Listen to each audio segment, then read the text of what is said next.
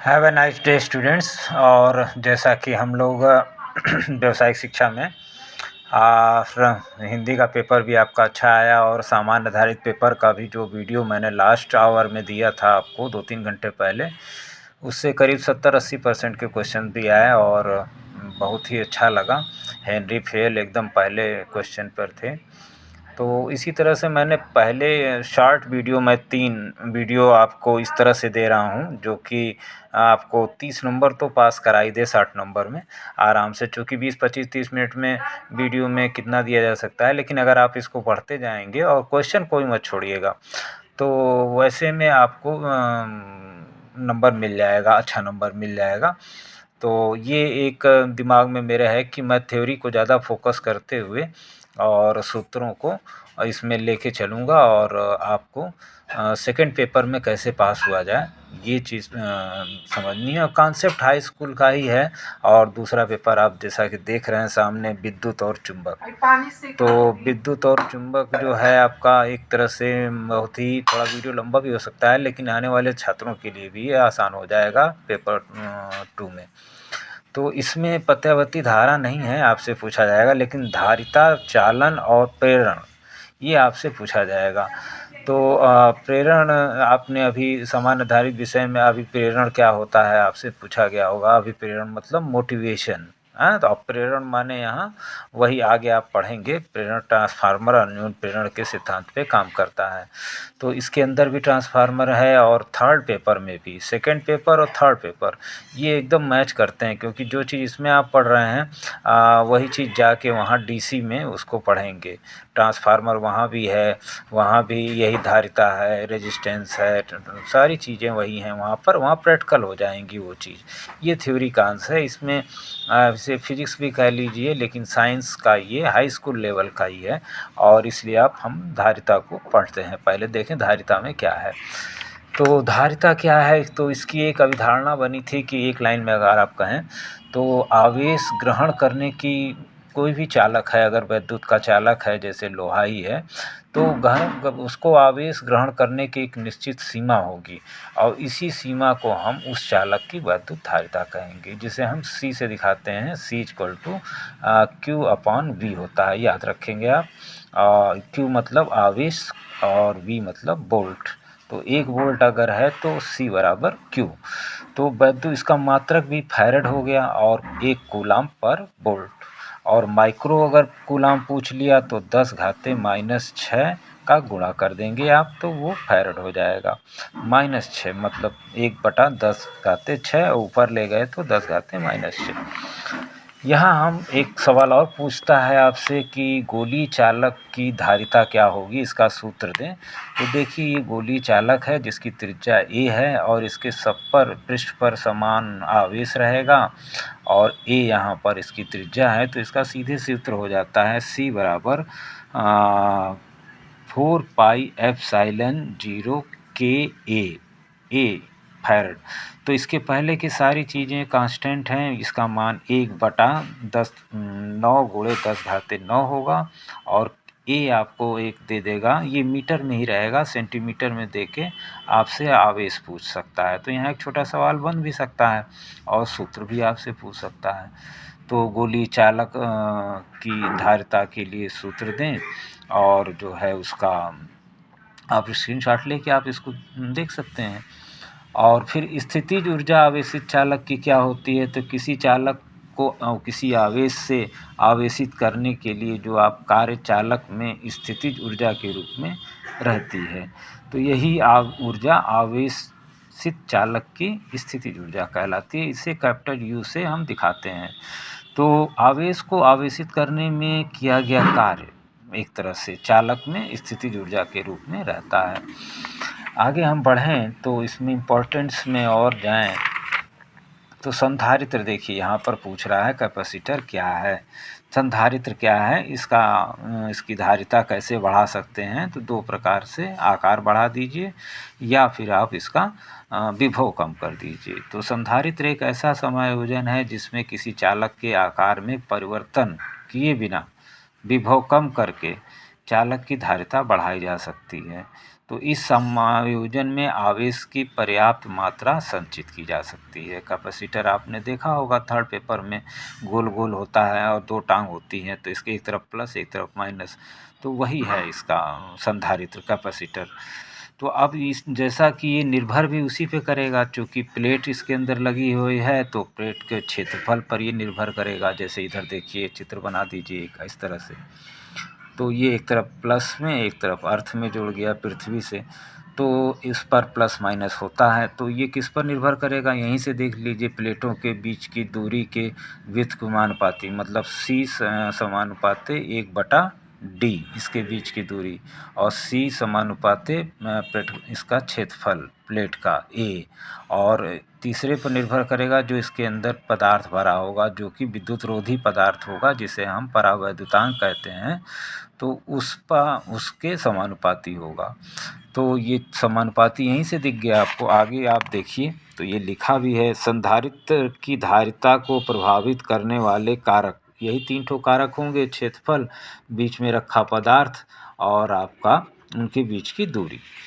तो ये इसके व्युत्क्रमानुपाती ऐसे लिखा जाता है C=1/D, मतलब ये प्लेट है आपकी P1 P2 और इसके बीच की दूरी D है, स्मॉल d।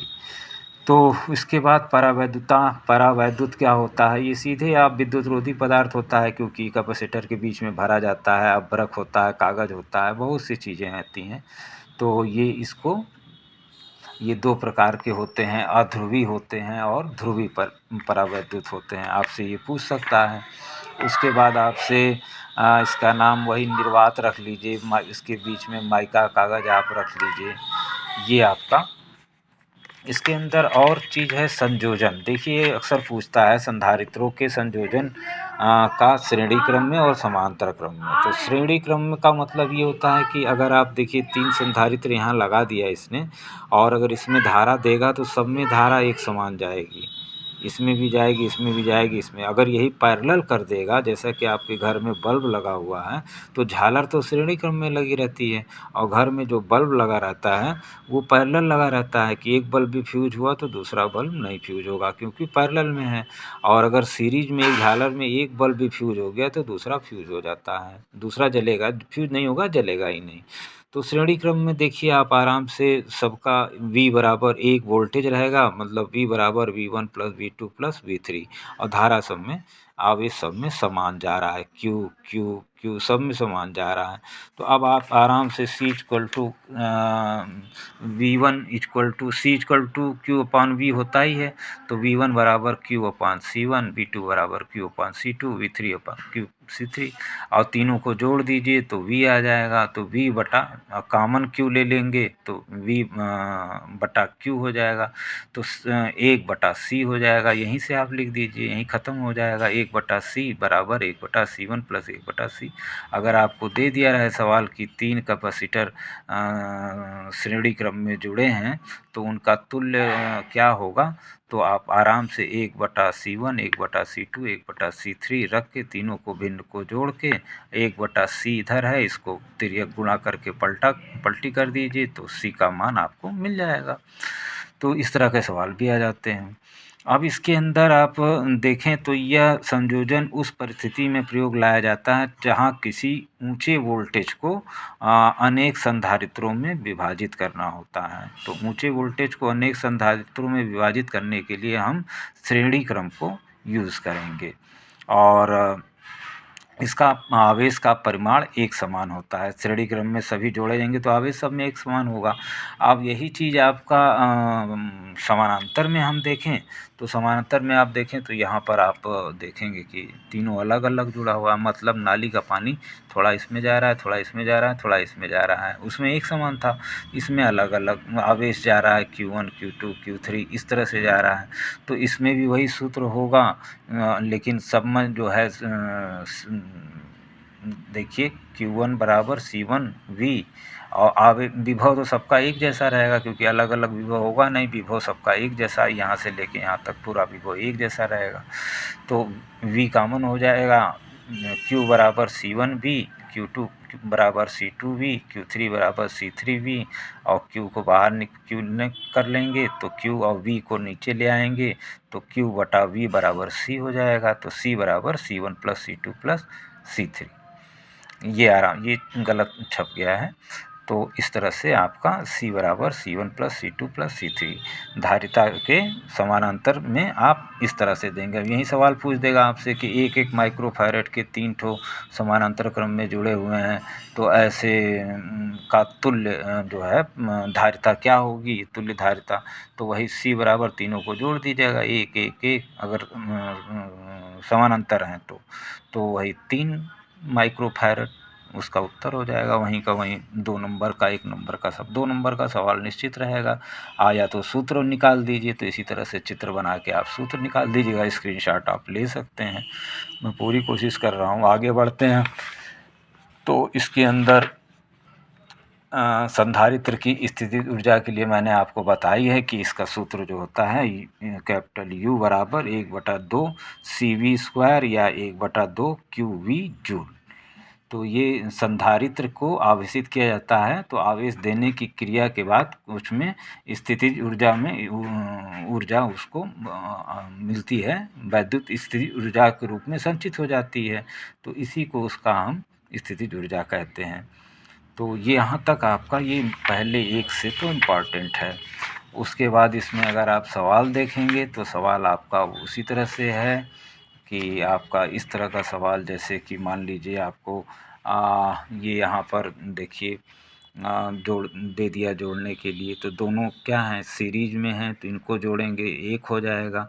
फिर ये इसके समानांतर में हैं, इन दोनों को समांतर लेके जोड़ेंगे तो यहाँ पर 1 संधारित्र बचेगा। उसी तरह से ये अगर दे दिया गया तो देखिए इसमें धारा एक जैसी जा रही है तो दोनों इसमें हो गए, सीरीज में हो गए। फिर इसमें भी ये हो गए, सीरीज में हो गए। तो ये दोनों फिर सीरीज में होने के बाद ये दोनों समानांतर में हो गए। समांतर में हो गए तो इन दोनों को समांतर वाले सूत्र से लगा के फिर समांतर 1 मिल जाएगा। जब 1 संधारित्र मिल जाएगा तो दोनों को। तो जितनी बातें मैं इसमें नोट डाउन कर रहा हूँ, देखिए एक यहाँ पर उदाहरण मैंने आपको हल भी करके दिया है, तो ये भी आप स्क्रीनशॉट लेके इसको आप देख भी सकते हैं। तो ये सवाल निश्चित आने हैं और मैं बहुत आराम से इसको बढ़ा रहा हूँ क्योंकि कोई वीडियो की जल्दीबाजी नहीं ले रहा हूँ। वैद्युत चालन दूसरा चैप्टर है, वैद्युत धारा किसे कहते हैं। तो ये आप क्योंकि 3 ही चैप्टर मेन मैं बताना चाह रहा था तो 2 वीडियो तो बना नहीं होंगे और तीसरे में आपको कंसंट्रेट कर देना होगा डायरी में कि ये क्वेश्चंस आप ज़रूर सुन के और समझ के जाएं। तो वैद्युत धारा तो सब लोग जानते ही हैं। मैं इसमें इंट्रोडक्शन कर देता हूँ कि आवेश के प्रवाह को हम वैद्युत धारा कहते हैं और या इलेक्ट्रॉन के प्रवाह के विपरीत दिशा को हम धारा कहते हैं या हम आवेश के प्रवाह की दर को धारा कहते हैं। इसमें यही लिखा है, आवेश प्रवाह की दर का मतलब 1 सेकंड में प्रवाहित किया गया आवेश जो है धारा होती है। जैसा कि धारा यहाँ दिया है, मात्रा बटा समय। तो I एम्पियर इसका मात्रक होता है और वैद्युत धारा से आप समझते हैं ये अदिश राशि होती है। और धारा घनत्व अक्सर पूछता है, धारा घनत्व क्या है, तो J होता है। J को हम दिखाते हैं जैसे I/A, मतलब किसी भी एकांक क्षेत्रफल से लंबवत गुजरने वाली धारा के को जो है हम धारा घनत्व कहते हैं या I/A के अनुपात को हम धारा घनत्व कहते हैं। कई बार आएगा ये चीज़ और इसमें फैराडे साहब जो है बहुत अच्छा से पूछे जाते हैं और निश्चित आने वाले हैं कि ये कौन थे, इन्होंने 2 नियम क्या दिए। वैद्युत अपघटन की क्रिया में किसी इलेक्ट्रोड पर मुक्त हुए कुल पदार्थ, जो आप घर में बैटरी रखे हैं उस तरह से वैद्युत अपघटन की क्रिया, उसमें रासायनिक क्रिया होती है। तो जो कुल पदार्थ उसमें द्रव्यमान मुक्त होता है वो विलय में प्रवाहित होने वाले संपूर्ण आवेश की कुल मात्रा के सीधे सीधे m समानुपाते q। तो आवेश जो है m समानुपाते q, अगर इसमें z लिख दीजिए तो ये नियतांक फैराडे साहब का हो जाता है जिसे हम विद्युत रासायनिक तुल्यांक कहते हैं z। तो m=ZIT पहला नियम। दूसरा नियम इन्होंने कहा कि यदि विभिन्न विद्युत अपघट्ट में विलयन में समान आवेश अर्थात समान प्रबलता की धारा समान समय के लिए, समान प्रबलता समान समय तो विभिन्न इलेक्ट्रोडों पर मुक्त हुए द्रव्यमान उसके रासायनिक तुल्यांकों के अनुपात। तो रासायनिक तुल्यांक मतलब m समानुपाते W। W को इन्होंने क्या कहा, रासायनिक तुल्यांक। तो m समानुपाते W। अब फैराडे नियतांक किसका बता दिया, फैराडे नियतांक बता दिया इसी W और इसी Z को। तो W/Z को हम फैराडे नियतांक कहते हैं और Z का मान 3.29 × 10⁻⁻6 किग्रा कूलम। और W मान लीजिए तांबे के लिए है तो 31 होता है W किग्रा तो तुल्यांक। तो ये फैराडे तुल्यांक। ये निश्चित पूछता है फैराडे के अपघटन के नियम बताइए, फैराडे नियतांक क्या है, तो ये चीज़ आप बता सकें। निश्चित आप इसको देख के जाइएगा। और इसके बाद इसके अंदर हम इम्पॉर्टेंट को ही, धारा घनत्व को मैंने आपको बता ही दिया है। और धारा घनत्व क्या है, G=I/A। ये आपको हमने यहाँ पर दिखा भी दिया, स्क्रीनशॉट भी आप ले सकते हैं। आगे हम बढ़ जाएं अगर थोड़ा सा, दोनों पेज। वैद्युत प्रतिरोध देखिए, धारा के चालक द्वारा प्रवाहित होने वाली वैद्युत धारा में उत्पन्न बाधा को चालक का वैद्युत प्रतिरोध कहते हैं। इसे R से दिखाते हैं, कैपिटल R से। देखिए लिखा हुआ है, कैपिटल R से दिखाते हैं। और इसका जो है जो ओम का नियम इसी पर है। तो अभी तो प्रतिरोध जानिए आप। और ये किन बातों पर निर्भर करता है, तो तार में जो प्रतिरोध होगा वो लंबाई के अनुपाती होगा, उसके क्षेत्रफल के व्युत्क्रमानुपाती होगा। जो प्रतिरोध होता है तार में, उसका जो है उस तार के क्षेत्रफल के व्युत्क्रमानुपाती होगा, लंबाई के अनुपाती होगा। और इसके व्युत्क्रमानुपाती मतलब उल्टा होगा। तो ये हमेशा आप याद रखिएगा। और उसके बाद इसका मात्रक आप जान ही रहे हैं, ओम, वोल्ट पर मीटर और किलो ओम, मेगा ओम, 10⁻³ करके बढ़ाते जाइए। और माइक्रो है तो 10⁻⁻6 कर दीजिए माइक्रो ओम। और अक्सर पूछता है विशिष्ट प्रतिरोध क्या है, तो विशिष्ट प्रतिरोध आपका ये रो एक चिन्ह है, ई विद्युत क्षेत्र की तीव्रता है और जे धारा घनत्व है। तो विद्युत क्षेत्र तीव्रता और धारा घनत्व के अनुपात को हम विशिष्ट प्रतिरोध या प्रतिरोधकता कहते हैं। उसके बाद आपसे पूछ लेता है वैद्युत चालकता किसे कहते हैं, तो 1/R को हम वैद्युत चालकता कहते हैं। और इसका मात्रक चूँकि ओम था, तो ये मो हो जाएगा। देखिए इस तरह से ओम 1/ओम उल्टा करेंगे तो ये इसे हम मो कहेंगे, मोह भी कह लेते हैं। तो वैद्युत चालकता क्या है ये भी पूछ लेता है। विशिष्ट चालकता क्या है, ये वही जो आपने विशिष्ट प्रतिरोध मतलब विशिष्ट चालकता बराबर 1/विशिष्ट प्रतिरोध को हम विशिष्ट चालकता कहते हैं। धारा घनत्व बराबर विशिष्ट चालकता गुणे वैद्युत क्षेत्र की तीव्रता, ये भी एक सूत्र आपको मिल जाता है। उसके बाद हम आगे बढ़ें तो ओमीय परपथ, अनोमीय परपथ किसे कहते हैं, सीधी सी बात है, जो ओम के नियम का पालन करे। जैसे इस तरह से है, V और I में सीधे जा रहा है ग्राफ, तो ये हाई स्कूल में पढ़ा होगा ओम का नियम। जो परिपथ आपका ओम का नियम का पालन नहीं करे, जैसे टार्च का बल्ब है, इस तरह का चित्र बनाता है, परिपथ ऐसे निकलेगा, धारा बताएगा, परिपथ आएगा, वोल्टेज धारा में संबंध, तो ये अनोमीय परिपथ कहेंगे। जैसे कि आपका डायोड वाला, तो ये पेपर 3 में जाएगा आपका। अब वैद्युत ऊर्जा क्या होती है, वैद्युत ऊर्जा और शक्ति क्या होती है, तो विभवांतर में किया गया ये एक तरह से ऊर्जा तथा शक्ति।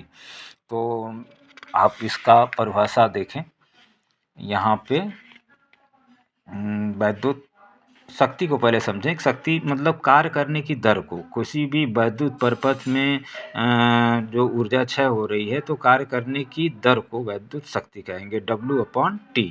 और ऊर्जा वही आपका W है, W जिसे आप कार्य करना कहते हैं।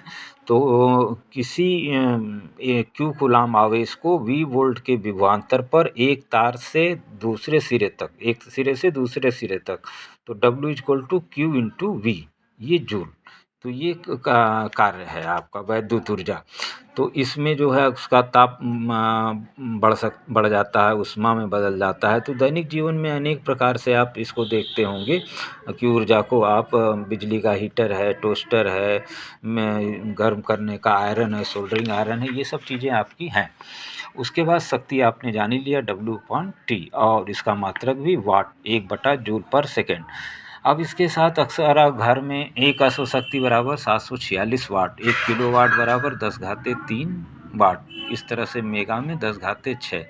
अब इसमें एक लास्ट अच्छी चीज़ आती है यूनिट। घर में आप बिजली जलाते हैं तो यूनिटों की संख्या आप कैसे निकालते हैं? वाट गुणे घंटा बटा 1000, वाट गुणे घंटा बटा 1000। अगर एक पंखा आप चला रहे हैं या एक बल्ब आप 7 वाट का जला रहे हैं रोज़ 5 घंटे और 30 दिन जला रहे हैं, तो इसमें ऊपर लग के गुणा करके 1000 से भाग कर लीजिए तो यूनिट की संख्या आ जाएगी कि आपने इतनी यूनिट बिजली खर्चा की। तो वाट गुणे घंटा बटा 1000 से हम यूनिट की संख्या ज्ञात करते हैं। इसे पहले बोर्ड ऑफ ट्रेड यूनिट कहा जाता था, लेकिन साधारण बोलचाल की भाषा में हम इसे यूनिट कह लेते हैं। तो ये आपका किलोवाट घंटा अगर आपको लिखा है तो किसी भी घर का जो है आप बैटरी भी खरीदते होंगे तो किलोवाट घंटा आप देखते होंगे उस पे लिखा रहता है। तो वो प्रति घंटा के हिसाब से रहता है और उसमें 0.8 का जब गुणा कर दिया जाता है तब वह वाट में बदल जाता है। 0.8 पावर फैक्टर कहते हैं। ये आगे पढ़ेंगे आप इंजीनियरिंग वगैरह में, यहाँ हाई इंटरमीडिएट में नहीं है। तो यहाँ पे हम लोगों ने इसको देखा और तीसरे चैप्टर को मैं विद्युत चुम्बकीय प्रेरण जिसमें कि ट्रांसफार्मर भी है आपका, इसको मैं सेकंड वीडियो में ले लेता हूँ। और इस वीडियो को ज़रूर सुन के जाइएगा आप, क्योंकि कॉन्सेप्ट क्लियर हो जाएगा। हाई स्कूल से ही आप पढ़ते आ रहे हैं ओम का नियम और जो है आपका ओमीय परिपथ, अनोमीय परिपथ, तो ये सब चीज़ें आपको जाके ट्रांसफार्मर ये सब आपको मिलेगा। अभी इसमें भी मिलेगा, थर्ड पेपर में भी मिलेगा ट्रांसफार्मर क्या होता है। तो मैंने फॉरवर्ड भी वीडियो कर रखे हैं पुराने, तो उसको भी देख लीजिए और इसको भी देख लीजिए, क्लियर हो जाएगा। और कॉन्सेप्ट लगभग जो क्लास में क्लियर है ही है और बाकी का इस तरह से क्लियर हो जाएगा। तो वीडियो से बहुत, हम लोग के समय में तो ये सब चीज़ें थी नहीं, लेकिन आप लोग के समय में सब हैं, तो बहुत ही अच्छा है, इसका फ़ायदा उठाइए। और कोई भी शिक्षक वीडियो बनाता है तो मैं तो 4-5 सालों से ये बना रहा हूँ, तो ये आपके लिए ही है और इसमें कोई मेरा अपना स्वार्थ नहीं है। मेरा स्वार्थ सिर्फ इतना है कि आप लोग सफल हों और अपनी मंजिल को प्राप्त करें। Best of luck. Deepak Singh, आपका व्यवसायिक शिक्षक।